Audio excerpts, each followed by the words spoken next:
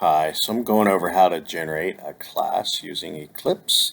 So first of all, let me go over what I have first in front of you is that I already have a couple of classes included in this main. So here's the main here.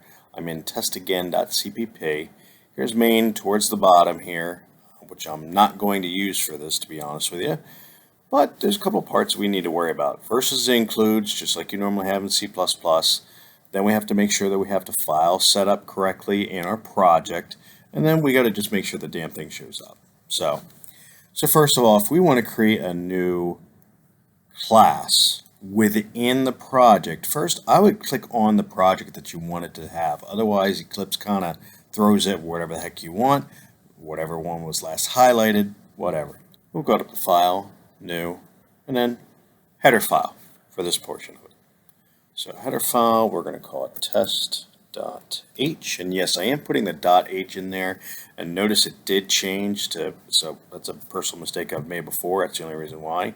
Notice also again that it's putting it into the last folder that you and I highlighted to make sure it goes into the last project, I should say. So folder, project, same thing. But anyway, going to hit finish, and there's our start, so you can easily tell it's starting to get things together here. I'm going to name this class test, and I'm going to pause here for a minute just to generate some stuff. But notice it's automatically generating, and that's really important to make sure it's automatically starting to generate some code for you. Then you probably know it's set up. But let me pause here for a moment to get some other code in here. So in the class, I'm setting up its private, I shouldn't say private, I'm setting up its data members first. And yes, that's even before the functions. And I'll explain why here in a second. Second, also, if you don't use the std : colons because you're using namespace std, that's just fine. So again, you could do using namespace std right here, and then you wouldn't have to do the std thing here, whatever. So just ignore that for right now. But what I wanted to show you is that once you start setting up some of the data members, you can go to source, generate methods, or generate setters and getters, and it can actually build everything you want for you. So I'm going to hit OK with that, and voila, it starts getting the setters and getters for you. You can do other ones, implement methods. Oh, that's interesting. Let's try that again, implement methods. Override methods. That's interesting. It should pop up where you can create the constructor and several other items like that. So mine's being, well, a jerk. So anyway, that's creation of the class itself. Notice that does show up in the source. For right now, yes, I have put the functions inside of the .h.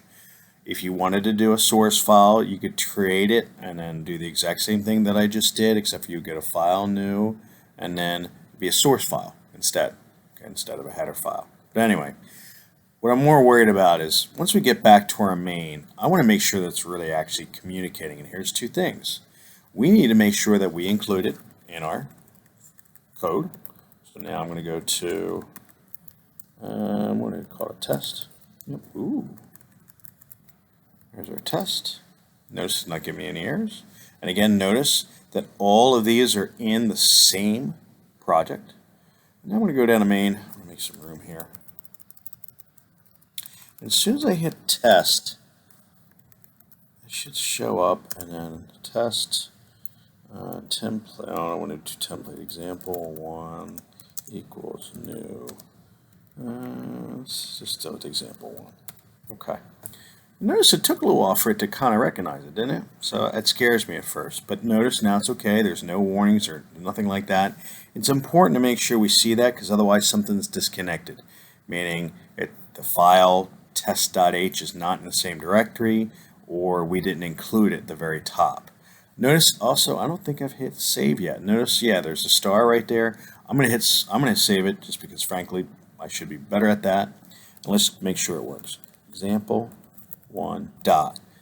Here's how we can tell if things are really actually working, and that's this. If the IDE recognizes what was really actually in the class, because it sees just the two data members that I created, but also the generated getters and setters, then we know it's working out okay. So I'm going to do the set grade. Come on, double click there. Set grade to A. And then just going to check it. I'm going to hit pause here for a second.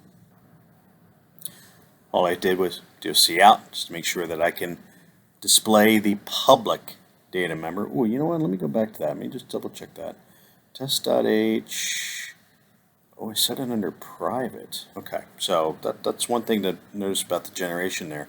It's set to private. So how was I getting it again? Test got.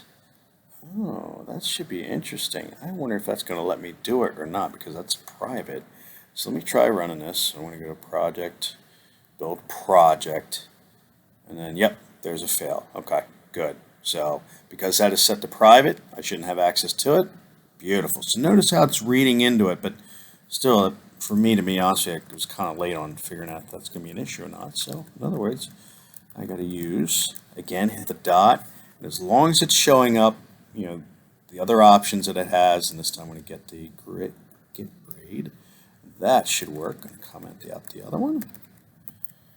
Again, I'm going to go up to here. Notice it's a little bit delayed on that, so I'm not surprised. Project, build project. No errors this time. Notice it went away with that error. Run as local application, and there it is. So that's how you would build a class. Again, if you wanted to have a CPP file, we could just do file new, source file. We would call it test.cpp. Hit finish, and then you would fill out the source file for that portion of the test or the class itself. So let me know if you have any questions on that. We'll leave it at that.